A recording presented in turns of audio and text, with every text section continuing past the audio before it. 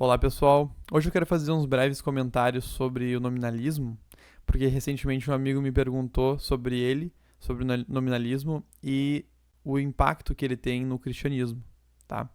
Para quem tiver interesse nesse tipo de assunto, eu convido a vir conhecer a comunidade Sheffield, recém-lançada, onde a gente desenvolve muito esses assuntos e existe toda uma comunidade ali para conversar sobre essas questões, tá? Mas falando sobre nominalismo, vejam, vou tomar aqui como ponto de partida um representante de um modelo de nominalismo que é o Guilherme de Ockham.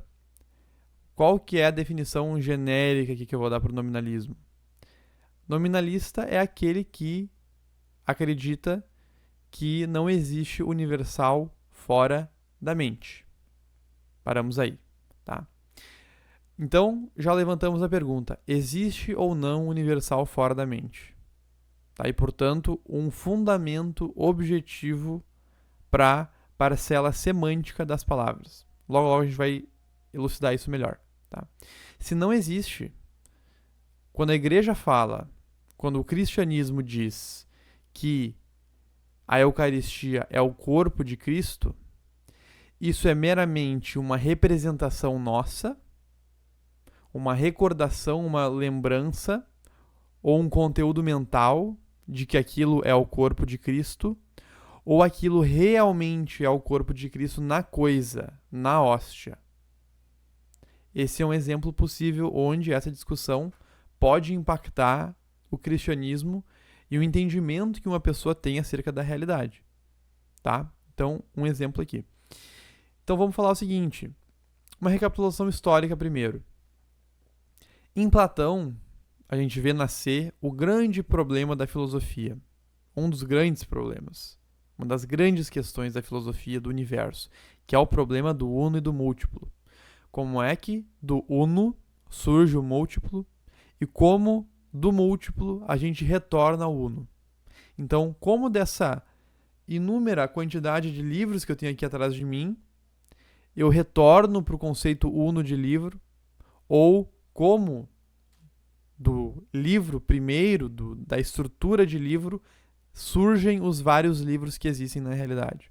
Tá? Então esse é um problema grandemente abordado por Platão, e ele desenvolve bastante ele e chega a certas conclusões muito interessantes e, em parte, satisfatórias. Tá? Precisa de algumas correções, é claro, mas como é que Platão vai falar sobre isso? Tá? Ele vai dizer o seguinte: olha, vai existir um universal, tá? Esse universal, da onde decorrem as multiplicidades, e esse universal, que em si mesmo é uma unidade, é a ideia. Então existe uma ideia, por exemplo, de cão. Dessa ideia, por meio de um artífice, de um demiurgo, vão ser criados os cães singulares, que são inspirados em um modelo, nesse universal, nessa ideia de cão. Tá? Então, o artífice, vislumbrando este modelo, cria os singulares, os múltiplos singulares ali de cães, certo? Os vários cães que existem na realidade. Tá? E aí Platão vai dizer, olha, esses cães aí, eles são mera semelhança ao cão verdadeiro. Então, a existência dos cães singulares e sensíveis é uma existência, de certa maneira, menor do que a existência da unidade suprema lá de cão, da ideia de cão. É uma existência decaída, digamos assim, porque é uma mera imagem à existência verdadeira. Não é um ser propriamente dito, cada um dos cães. Cada um dos cães é um sendo, inspirado em um ser. O ser propriamente é a ideia, é o universal. Tá? E aqui a gente já vê que, portanto, só por Platão ter a famosa teoria das ideias, ele não é um idealista. Tá? O idealista vai enxergar o mundo, se a gente levar ao extremo, lá com Berkeley, por exemplo, todas as coisas fora de nós, as coisas que existem fora de nós, são meras representações nossas, mera imaginação. Então ele não vai dar uma existência real para a matéria fora de nós. Tá? Então esse é um nível mais extremado do idealismo. Kant era idealista também, mas Kant é diferente. Kant aceita a existência real das coisas fora de nós, tá? Mas ele vai negar a existência real fora de nós do tempo e do espaço. Então, o tempo e o espaço e o princípio de universalização das coisas vai ser dado pela própria razão. Tá? Então, aqui, o tempo e espaço em Kant vão ser princípios da sensibilidade, né? Vão ser as formas puras da sensibilidade, e as categorias, a maneira com que o homem ordena a realidade, enxerga o que é cada uma das coisas, vai ser dado pelo entendimento. Então é como se a mente do homem colocasse a forma das coisas nas coisas, né? No fenômeno, a partir da razão. Então Kant também é idealista dessa maneira. Tá? Agora, enquanto Platão não é idealista, só porque ele tem a teoria das ideias, como eu expliquei para vocês, certo? O que é Platão? Platão é um realista. Tá? Ele defende o realismo exagerado. Por quê? Porque ele dá uma existência para o universal, mas é uma existência individuada. Ele diz que realmente existe lá individuadamente a ideia de cão. Tá? Ela não está nos cães que existem aqui nessa realidade sensível nossa. A ideia de cão existe individuadamente numa realidade suprassensível. Tá? Não nesta, numa realidade suprassensível. Inclusive, Platão vai dizer que o tempo é uma imagem móvel da eternidade, tá? Com base nesse mundo suprassensível. Então, ele é um realista exagerado.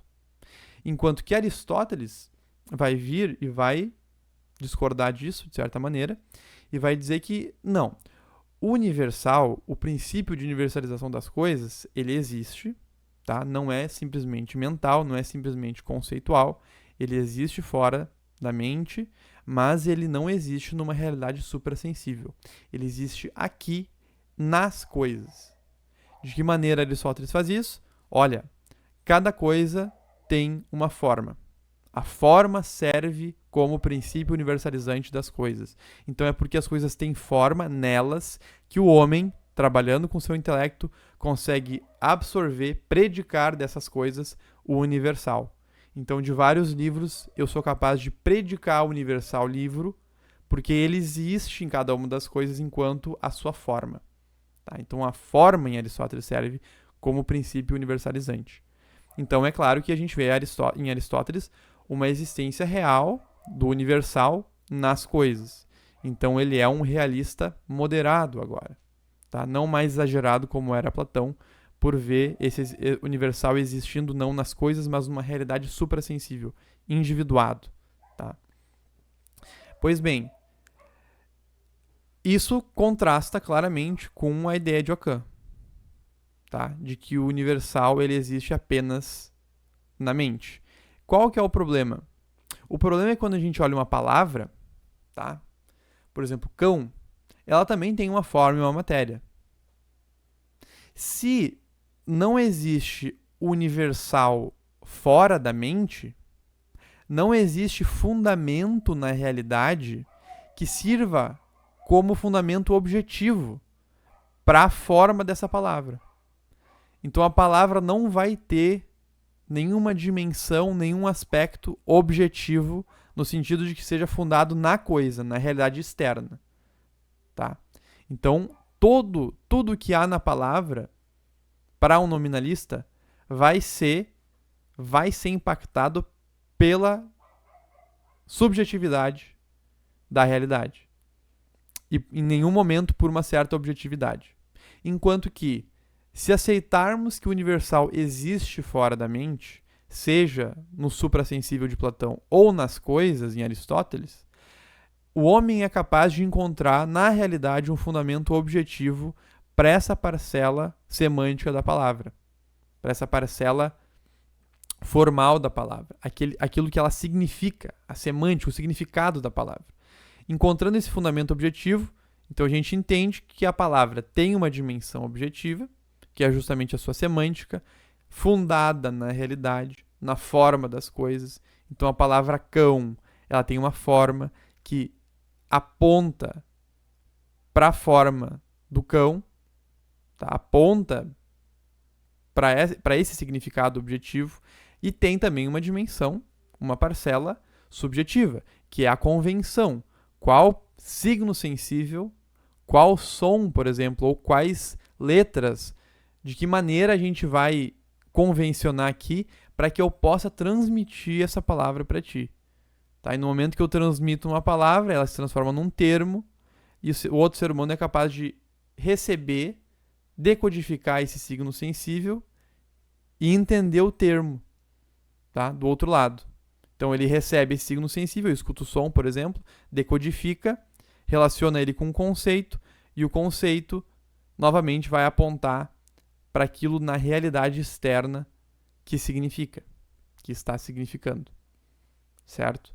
Então, isso mais ou menos é os comentários que eu queria fazer, e esse problema, ele existe hoje em dia, vários filósofos modernos defendem isso, né? Perdem essa capacidade de enxergar esse fundamento objetivo que a realidade nos dá, e aí vai surgir uma série de polêmicas e questões grotescas em termos de filosofia, tá? E é por isso que a gente tem que ficar ligado e se preocupar com os filósofos antigos, entender eles primeiro, antes de ler filósofos mais modernos, tá bom?